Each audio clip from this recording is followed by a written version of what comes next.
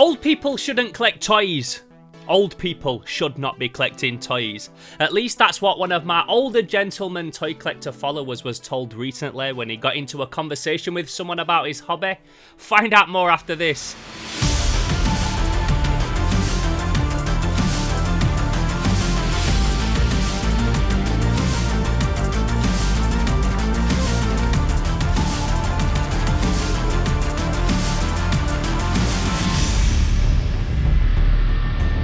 Slimehouse TV, myself, Theo Kane, hope everybody is good. Hold tight the Slime Alliance if you're watching this a little bit more in advance, and welcome to Toy Talk Tuesday. So, today's subject, I'm going to talk about how old should you be before you stop collecting toys, and what is it with the stigma of people like throwing it on you, like you shouldn't be collecting toys, you're too old to collect toys, and in particular this one story that I was recently told by David, one of my followers over on Instagram, that he was too old to collect toys, that old people should not collect toys.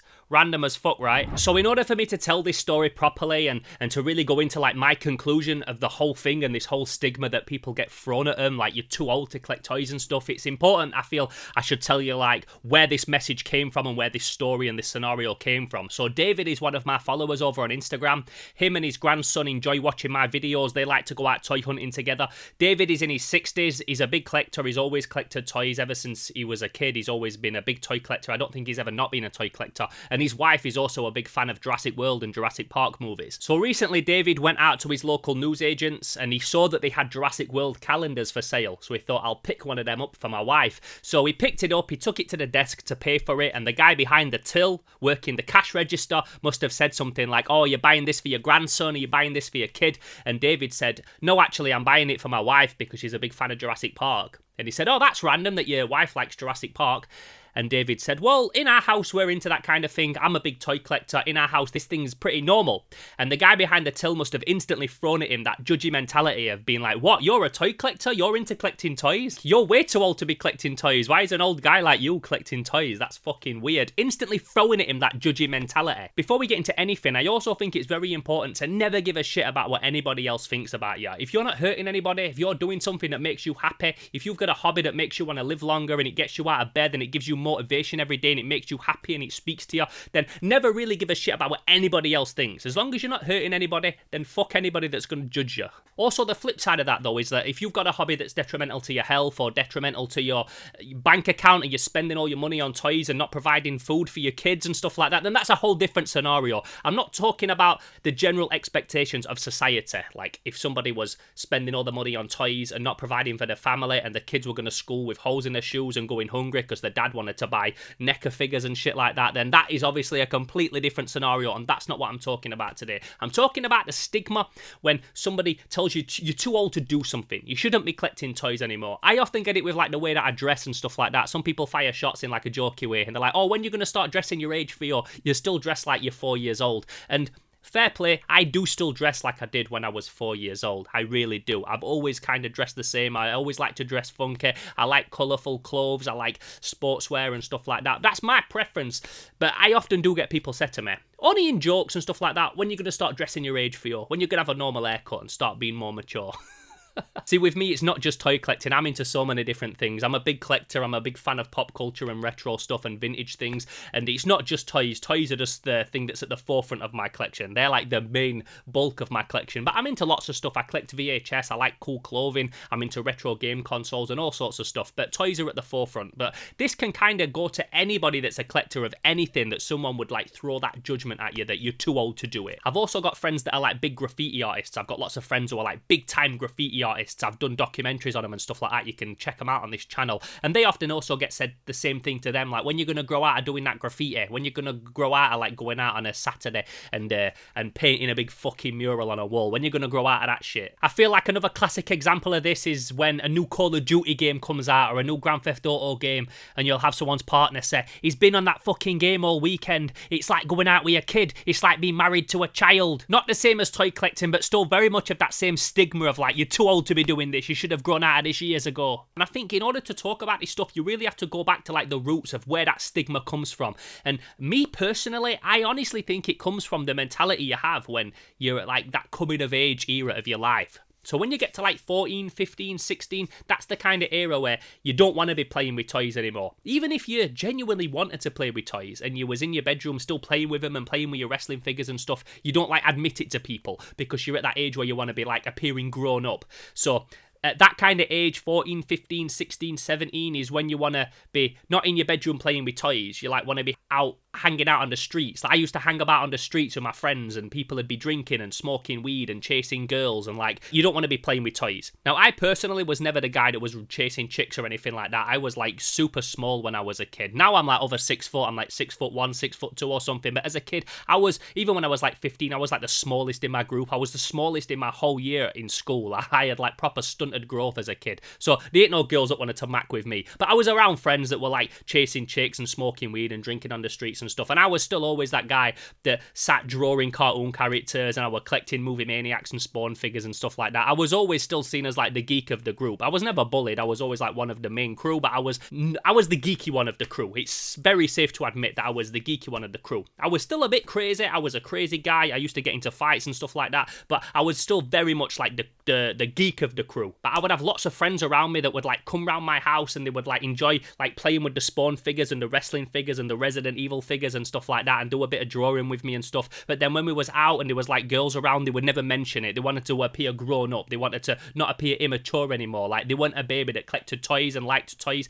There was an adult now. There was a grown man now, even though we was only like 15, 16. But they like to portray that they were that guy. And for someone like me that's always been real to myself, I've always been into this shit. But I saw people change when they was around girls, when they was around like older kids and certain people. They would like change and they wouldn't want to talk about like the geeky stuff. They wouldn't want to talk about the Spider-Man cartoon that we'd been watching that morning. And I think for a lot of people, ironically, that mind frame never leaves them. So when they get to like 30, 40 years old, they'll hear about somebody collecting toys, or you can mention that you're a toy collector, or that you collect Funko Pops, or that you're into doing graffiti or whatever, and the instant mind frame is, oh, you still do that? Oh, you want to grow out of that? I thought you'd have grown out of that years ago. That's some baby shit. Why are you doing that? You need to grow up. You need to act your age. Even though the most mature thing you can do is like own who you are and own your personality and embrace that and be open and honest about who you are as a person, rather than be somebody who's stuck in the same mind frame that they had when they was like 14, 15, 16-year-old. So it's like ironic that like the person that's calling you immature is the one that's actually immature themselves. Like, the most immature person in that situation is them. So the only thing that I do like about these kind of mind frames and these judgy stigmas is that there's less and less of them now. So in this day and age, like geek culture, nerd culture, which used to be nerd culture, is now just normal culture. And Marvel, Star Wars, The Walking Dead, Game of Thrones is all at like the forefront of society now. Most people are into something that would have been seen as a bit geeky 10 years ago or more. Lots of people, even if they're not a toy collector, will have a Funko Pop on the desk. Most people can tell you like the Avengers roster and what's going on in the latest MCU films and stuff like that, because it's just so normal now and so many people are into it. So these kind of like judgy mind frames that if you're a toy collector or if you're into this or if you're into that you're a geek are becoming less and less. They are still there. Like I said, this is a prime example of it when David went into this newsagents recently, but there's less and less of them now, at least. And like I said earlier, I ain't got no time for somebody that's going to judge someone else for something that makes them happy. If your bills are paid, if your kids are fed and your dog's fed, then you spend as much fucking money on toys as you want, and fuck anybody that's going to try and make you feel bad about it. Also, just going back to like what this dude said to him about like, oh, you're too old to collect toys. Like, this is a dude that's in his 60s. This is a dude that if he's not retired already, he's coming up for retiring. When you retire, when is there not a better time for you to collect toys and do something and like invest your time and money into a hobby that makes you happy? Like, there's never a better time to do that than when you're retired, surely. If there was anyone of any age group that could enjoy buying and collecting toys, surely it's somebody that's retired. So yeah, fuck that guy, because obviously his opinion is fucking irrelevant and he's the immature one, and he's the one that needs to update his thinking and not be stuck in the same mind frame that he did when he was like 14, 15 years old. Also, I love the fact that there's older people that collect toys. See, I was born in 88, I'm 34, and all the other toy collectors that I know that are my age are all into like the Playmates, the Toxic Crusaders, the Ninja Turtles, the Motu, the He-Man, that kind of stuff. The stuff that was toys that we played with when we was a kid.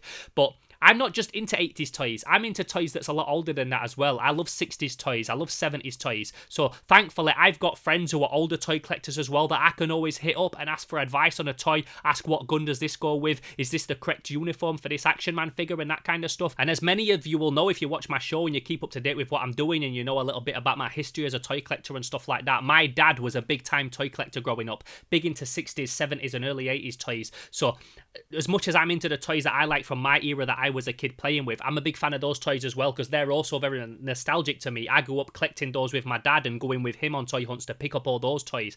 The old $6 Million Man, the Marx figures, the Action Man and the G.I. Joe stuff, the Palitoy and the Hasbro, the early stuff. And all his friends were also collecting that stuff as well. So I'm still in contact with a lot of them. And if I've ever got a figure that I'm like trying to piece together, I need all the parts, I can message them and say like, look, which bits go with this? Is this the right uniform for this Action Man? What axe does this particular figure have? What helmet does this one have? And I can hit up those old friends of my dad's, those old boy collectors that even though they might not collect anymore, they still know all about this stuff, and I can hit them up and ask them advice as well. Stuff that I could never ask the people that I'm around because they're all my age and they only collect the toys that were prevalent when I was a kid. So I always really appreciate that there's older toy collectors, and these are the guys that I were looking up to and seeing their collections when I was a kid and thinking, boy, one day I want to have a cabinet that's that fucking stacked. So to answer the question that David initially asked me, like, do I think there's a point when you should stop collecting toys? Like, hell no. I don't care whether you're 15 or you're 90. If you want to collect toys, then you collect your fucking toys, brother. You collect your toys, sister. If they make you happy, you like the artistry of them, they give you nostalgic vibes, whatever is the reason that you like to collect toys, then I don't think there's ever an age where you should stop doing it. And I also think it's awesome that there's something that a 15-year-old and a 90-year-old could have a conversation about and be on the exact same wavelength because they both understand the mind frame of each other. I think that's such a cool thing that can like be a cross-generational conversation starter. Like, how awesome is that? So I'd love to know your opinion on today's subject. Let me know in the comments below. Do you think that there's a cut-off point when you should stop collecting toys? Do you think that I'm right in my like analysis of why people still have this weird stigma when they're in the 30s and 40s, throwing shade on people for collecting toys or dressing a certain way or doing things that they say you should grow up, you should grow out of that? Do you think I'm right in my analysis on where that comes from? Let me know again in the comments below. If this is your first time here at the channel, I'm Theo Kane, this is Slimehouse TV, and every single Tuesday we talk toys. Sometimes it's like a more off the cuff, on the fly kind of talking to camera subject like this, like I'm doing today, that's like pretty unscripted and stuff, and then other times it's like a real scripted video essay with lots of cinematic filmic shots and stuff like that. It's all down to what I'm feeling at the time or what I've got time to do at the time, but either way, every single Tuesday on this channel we talk toys. Actually, quite on topic with what we're talking about today, at the minute I'm actually filming a series of Action Man documentaries on the old 70s, 80s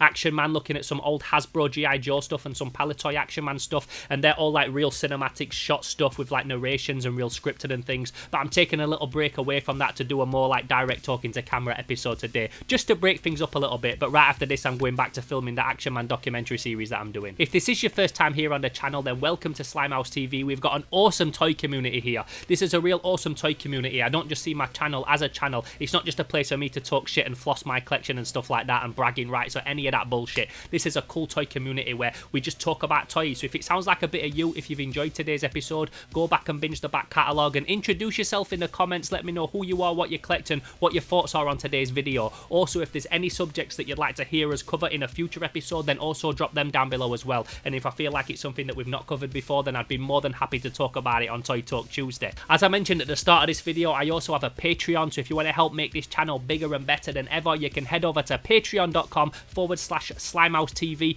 I've got a few different tiers on there, including one that I mentioned at the start of this video, the Slime Alliance, which allows you to get video access to these videos 2 weeks in advance, as well as some other exclusive stuff as well.